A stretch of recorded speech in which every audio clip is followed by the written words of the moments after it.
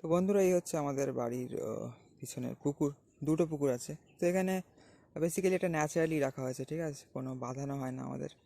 তো এই পুকুরটা অনেক বড় এবং খুবই পুরনো পুকুর। এবং আরও একটা আছে যেটা নতুন কাটানো হয়েছে, এই দিকে আছে, যেটা আমি দেখিয়েছিলাম এবং আরও একবার আপনাদের দেখিয়ে দিচ্ছি, ঠিক আছে। তো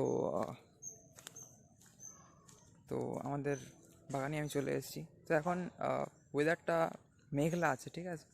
তো এই কদিন 2-4 দিন মতো রোদ্দুর ঠিকঠাক উঠছে না, যার ফলে খুব ঠান্ডা আছে।